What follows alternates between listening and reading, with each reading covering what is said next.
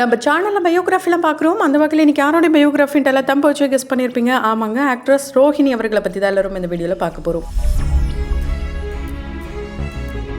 இவங்களை பற்றி பார்க்குறதுக்கு முன்னாடி இது வரைக்கும் யாரெல்லாம் நம்ம சினி சமூகம் சேனலை சப்ஸ்கிரைப் பண்ணலையோ அவங்க எல்லாரும் மறக்காமல் சப்ஸ்கிரைப் பண்ணிட்டு பக்கத்தில் இருக்க பெல் ஐக்கனையும் மறக்காமல் ப்ரெஸ் பண்ணிடுங்க. நடிகை ரோஹிணி அவர்களை தெரியாதவங்க யாருமே இருக்க முடியாது. இப்போ வரைக்கும் ஒரு வைபான பாடல் அப்படின்னா ஆசை அதிக வச்சு இந்த பாடல் பல பேருக்கும் ஒரு வைபை கிரியேட் பண்ணுன்னு சொல்லலாம். அந்த அளவுக்கு சூப்பர் டூப்பரேட்டாக ஒரு சிலை எப்படி இருக்குமோ அந்த மாதிரி நளினமாக இவங்களுடைய நடனமும் அந்த பாடலில் பார்க்க முடியும். ஸோ கண்டிப்பாக அந்த பாடல் உங்களுக்கு இப்போ வரைக்கும் எனக்கு ரொம்ப பிடிக்கும் அப்படின்ட்டு யாரெல்லாம் சொல்கிறீங்களோ அவங்க கமெண்ட் பாக்ஸில் ரெட் ஆர்டின் கொடுக்கலாம். ரோஹிணி அவர்களுக்கு 55 வயசு ஆயிடுச்சு. இருந்தாலும் சினிமா இண்டஸ்ட்ரியில் 50 வருஷமாக கலக்கிட்டு வர one of the best actress அப்படின்னு சொல்லலாம். என்னதான் அவங்க இங்கே தமிழ் இண்டஸ்ட்ரியில் பல வருடமாக ஹீரோயினாக சஸ்டெயின் பண்ணலை அப்படின்னா கூட பல மொழிகளில் அவங்க ஹீரோயினாக சஸ்டெயின் பண்ணது மட்டும் இல்லாமல் ஒரு நல்ல பெர்ஃபார்மராக அவங்க வந்து ப்ரூவ் பண்ணிட்டாங்கன்னு சொல்லலாம். சின்ன வயசுலேருந்து அவங்களுடைய கெரியரை ஸ்டார்ட் பண்ணியிருக்காங்க. அதுவும் அவங்க அப்பா ஆசைப்பட்டதுனால தான் அவங்க ஸ்டார்ட் பண்ணியிருக்காங்க. அவங்க அப்பானா அவங்களுக்கு ரொம்ப ரொம்ப பிடிக்குமாம். இந்த உலகத்தில் இப்போ வரைக்கும் அவங்களுக்கு பிடிச்ச ஒரு ஜீவன் அப்படின்னா அது அவங்க அப்பா தானாம். அவங்க அப்பா கிட்ட இருந்து தான் அந்த போல்ட்னஸ், அவங்க அப்பா கிட்ட இருந்து தான் நிறைய விஷயங்கள் லேர்ன் பண்ணாங்களாம். ஸோ அப்படிப்பட்ட அப்பா மேலே இப்போ வரைக்கும் ஒரு வருத்தம் அவங்களுக்கு இருக்கதா செய்தாம். அது என்னன்னு கேட்டிங்கன்னா, அவங்க அப்பா இவங்களை வந்து விருப்பப்பட்டு, அதாவது இவங்க சின்ன வயசில் இருக்கும் போது நடிக்க வச்சாராம். இருந்தாலுமே அவங்க அப்பெல்லாம் எதுவுமே தெரியாமல் போய் நடிக்க ஆரம்பிச்சிட்டாங்களாம். ஸோ ஓகே, நம்ம வந்து நம்ம பொண்ணை இப்படியே நடிக்க விடலாம் அப்படின்ட்டு அவருடைய விருப்பத்துக்காக அவங்கள விட்டாங்களே தவிர அதை தாண்டி தன்னுடைய மகளை படிக்க வச்சிருக்கலாமே அப்படின்ற கேள்வி இப்போ கூட ரோஹிணி அவர்களுக்கு அவங்க அப்பா முன்னாடி கேட்கறதுக்கான ஒரு விஷயமாக தான் இருக்கு. அதை சமீபத்தில் தான் அவங்க ஒரு இன்டர்வியூலே ஷேர் பண்ணியிருந்தாங்க. அப்போ அவங்க சொல்லும் போதே எங்கள் அப்பாவுடைய விருப்பத்துக்காக தான் நான் நடிக்க வந்தேன், அதுக்கப்புறம் என்னை படிக்க வச்சிருக்கலாம், ஏன்னா நான் அந்த காலத்துலலாம் படிக்கணும்னு ரொம்ப ஆசைப்பட்டேன். ப்ளஸ் என் கூட, அதாவது என்னுடைய வயசில் இருக்க பிள்ளைங்க ஸ்கூல் போயிட்டு வீட்டுக்கு வர்றதெல்லாம் பார்க்கும்போது எனக்கு ரொம்ப ஆசையாக இருந்தது. படிக்கணும் அப்படின்ற ஒரு ஆசைப்பட்ட என்ன நடிக்கணும்னு ஆரம்பித்தார். ஸோ படிக்கணும் இருந்த என்ன நடிக்கணும் ஆரம்பித்ததுனால எனக்கு பிடிக்குது பிடிக்கல இதெல்லாம் தாண்டி ஃபினான்ஷியலாக நான் நடிக்கவும் ஆரம்பிச்சிட்டேன். ஸோ ஒரு பாயிண்டில் எனக்கு பிடிச்சிருந்தா நான் கண்டினியூ பண்ணியிருக்கலாம், இல்லைனா நான் அதை விட்டுட்டு வந்திருக்கலாம், வேற ஏதாவது நான் பண்ணியிருப்பேன் அப்படின்னும் அவங்க சொல்லியிருக்காங்க. ஸோ அப்படிப்பட்ட ஒரு ஆக்ட்ரஸாக தான் இப்போ வரைக்கும் வள வந்துட்டு இருக்காங்க.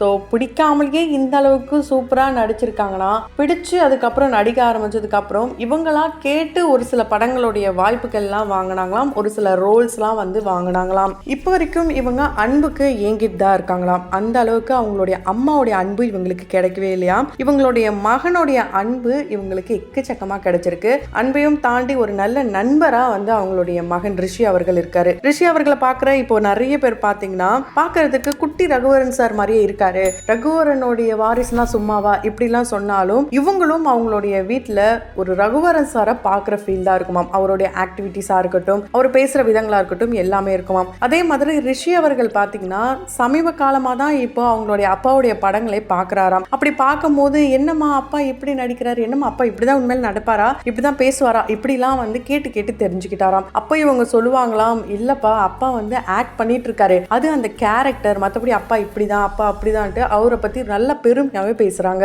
ஃபர்ஸ்ட் இவங்க வந்து எப்போ மீட் பண்ணியிருக்காங்கன்னா, இவங்களுடைய 15வது வயசில் அவருக்கு 24 வயசு ஆகும்போது இவங்களுடைய முதல் படம் ஹீரோயினாக நடித்த படமாம். அப்போ தான் அந்த படத்திலும் அவர் நடிச்சிருந்தாராம். அந்த படம் மூலயமா தான் 2 பேருமே மீட் பண்ணி லவ் பண்ண ஸ்டார்ட் பண்ணியிருக்காங்க. கிட்டத்தட்ட 7 வருஷம் இவங்க ஒன்றா தான் வாழ்ந்திருக்காங்க. 1996 இவங்களுடைய திருமணம் நடந்தது. இந்த திருமணம் பார்த்தீங்கன்னா நல்ல முறையிலேயே இருக்கணும் அப்படின்னு தான் ஆசைப்பட்டிருக்காங்க. அந்த அளவுக்கு ஒரு புரிதலோட திருமணம் பண்ண இவங்க புரிதலே இல்லாம பிரிஞ்சுட்டாங்கன்னு தான் சொல்ல முடியும். இந்த விஷயத்த இவங்களே சொல்லியிருக்காங்க. அதாவது எல்லா கணவர் மனைவிக்குள்ளேயும் நடக்கிற ஒரு விஷயம் தான் எங்களுக்குள்ளேயும் நடந்தது, இதை என்னைக்குமே மாற்ற முடியாது, ஆனா நாங்க அப்பவே ட்ரை பண்ணியிருக்கலாம், ஆனா என்னுடைய பையனுடைய மனநல பாதிக்கப்பட்டுரும், இல்ல அவருடைய வாரிசை நம்ம ஏதாவது வந்து வேற ஏதாவது ஆயிட போறான் அப்படின்னு சொல்லி தான் என்னுடைய பையனுக்காக நான் பிரிஞ்சு வந்துட்டேன், அந்த ஒரு முடிவை நான் எடுக்காமலே இருந்திருக்கலாம் அப்படின்ட்டு இப்போ கொஞ்சம் ரெக்ரெட் பண்றாங்க. ஏன்னா அவருடைய இறப்பு பார்த்தீங்கன்னா மிகப்பெரிய ஒரு தாக்கத்தை இவங்களுடைய குடும்பத்தில் ஏற்படுத்தியிருக்கு. ஏன்னா அடித்தாலும் சரி அரவணைச்சாலும் சரி அம்மா மட்டும்தான் அப்படின்றத அவங்களுடைய மகனுக்கு சின்ன வயசுல இருந்து சொல்லி சொல்லி வளர்த்துருக்காங்க. அதனால தான் ரகுவரன் அவர்களுடைய இறப்பு இருந்தாலுமே அவருடைய பிரசன்ஸ் இருக்கணும்ட்டு அவர் கூட தான் இருக்காங்க அப்படின்றத அவங்களுக்குள்ள எப்பவுமே சொல்லிக்கிட்டே தான் இருப்பாங்களாம். ஸோ நடந்ததை யாராலுமே மாற்ற முடியாது, நடக்க போறதையும் யாராலுமே தடுக்க முடியாது, இருக்கிற வாழ்க்கையை நமக்கு பிடிச்ச மாதிரி வாழணும் அப்படின்னு சொல்லி தான் இவங்க நிறைய விஷயங்களை பண்ணியிருக்காங்க. ஸோ இது வரைக்கும் பார்த்தீங்கன்னா இவங்க நிறைய ஹிட்டான படங்கள்லாம் கொடுத்துருக்காங்க. அதில் குறிப்பாக என்னுடைய ஃபேவரட் ஃபேவரட்டான படம் எதுன்னு கேட்டிங்கன்னா மகளிர் மட்டும்.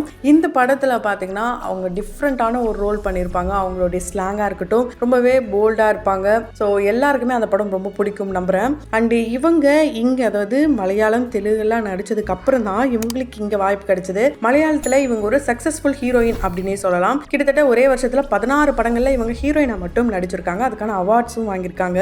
ஆனால் இங்கே தமிழில் இவங்க ஃபஸ்ட்டு பாக்கியராஜ் அவர்களுடைய பவுனு பவுனு தான், அதுக்கப்புறம் இளமை காலங்கள், தந்து விட்டேன் என்னை, இது போல படங்கள்லாம் நடிச்சிருக்காங்க. என்னதான் படங்கள் இவங்க நடிச்சிருந்தாலும் அந்த படங்கள்லாம் வெற்றி அடையல அப்படின்றதுனால தான் இவங்க சப்போர்ட்டிங் ரோல்ஸ்லாம் பண்ண ஆரம்பிச்சாங்க. ஒரு பெர்ஃபார்மராக வள வந்தாங்க. இவங்க நடிப்பையும் தாண்டி ஒரு டைரக்டராகவும் இருக்காங்க. டைரக்ஷனில் இன்னும் நிறைய ஆர்வம் காட்டுறாங்க.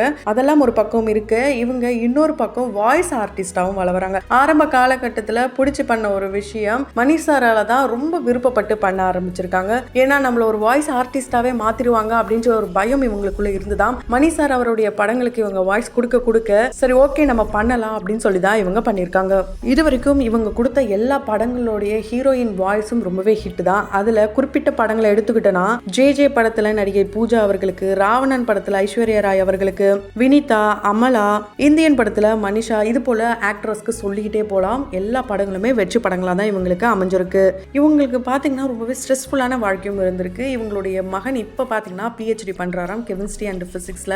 இருந்தாலும் அவரை அமெரிக்கால போய் படிக்கணும் அப்படின்ற காரணத்தினால அந்த டைம்ல இவங்களுக்கு பண தட்டுப்பாடுகள் இருந்திருக்கு. அதனாலே கிடைச்ச ரோல்ஸ் எல்லாமே பண்ணியிருக்காங்களாம். அதே மாதிரி இவங்களால திரும்ப பார்க்க முடியாத அளவுக்குலாம் படங்கள்லாம் பண்ணியிருக்கேன் அப்படின்றதையும் இவங்க ஓப்பன் அப் பண்ணியிருக்காங்க. என்னதான் அதெல்லாம் பார்த்துட்டு இவங்கள வந்து நெகட்டிவான கமெண்ட்ஸ்லாம் பண்ணியிருந்தா கூட இவங்களே அதை வந்து ஓப்பனாக சொல்லும் போது ஓகே இவங்களுக்கு தேவைகள் இருந்தது அதனால தான் இதை பண்ணாங்க அப்படின்றத புரிய வருது. ஸோ இன்னொரு இன்ட்ரெஸ்டிங்கான விஷயம் என்னன்னா இவங்க டப்பிங் பண்ணுற போதுலாம் நிறைய பேருக்கு வந்து ஃப்ரீயாகவே பண்ணியிருக்காங்களாம். அதுக்கான காசுலாம் இவங்க வாங்கினதே கிடையாதாம். ரொம்ப ஸ்ட்ரெஸ்ஃபுல்லாக இருக்கும் போது இவங்க நிறைய பேர் சொல்லுவாங்க நான் படம் பார்ப்பேன்ட்டு. ஆனால் இவங்க வந்து படத்தை ஒரு வேலையாக பண்ணுறதுனால அதையும் பண்ண மாட்டாங்களாம். தேவையில்லாத கண்டென்ட்லாம் எடுத்து அவங்களுடைய ஃப்ரெண்ட்ஸ் கூட எல்லாம் ஜாலியாக பேசுவாங்களாம், யோகா பண்ணுவாங்களாம். இவங்களுடைய இன்னொரு இன்ட்ரெஸ்டிங்கான விஷயம்னா தந்து விட்டேன் என்னை இந்த படத்தப்போ 2 நாள் உண்மையாலே குளிக்கவே இல்லையாம், ட்ரெஸ் சேஞ்ச் பண்ணவே இல்லையாம், 10 நாள் சாப்பிடவே இல்லையாம். அதுதான் அதோடைய கிளைமேக்ஸோடைய ஒரு அவுட்புட்டாகவே கிடைச்சிருக்கு. கண்டிப்பாக அந்த கிளைமேக்ஸ் எல்லாருமே பார்த்துருப்பீங்க.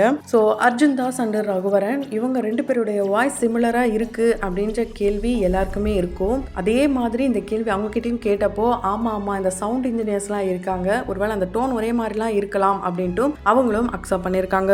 ஸோ கண்டிப்பாக பாகுபலியில் அவங்களுடைய பெர்ஃபார்மன்ஸாக இருக்கட்டும், ஒரு சில முக்கியமான படங்களில் அவங்க கொடுத்த பெர்ஃபார்மன்ஸ் மறக்க முடியாத பெர்ஃபார்மன்ஸாக தான் இருக்குது. அந்த வகையில் இவங்களுடைய நடிப்பில் வெளியான எந்த படம் உங்களுக்கு ரொம்ப பிடிக்கும், எந்த பெர்ஃபார்மன்ஸ் ரொம்ப பிடிக்கும்ன்றதை கமெண்ட் பாக்ஸில் மறக்காம கமெண்ட் பண்ணுங்க. தொடர்ந்து பயோகிராஃபியில் பார்த்து என்ஜாய் பண்ணணும்னு நினச்சிங்கன்னா உடனே நம்ம சினி சமூகம் சேனலை சப்ஸ்கிரைப் பண்ணிட்டு பக்கத்தில் இருக்க பெல் ஐக்கானையும் மறக்காம ப்ரெஸ் பண்ணிடுங்க.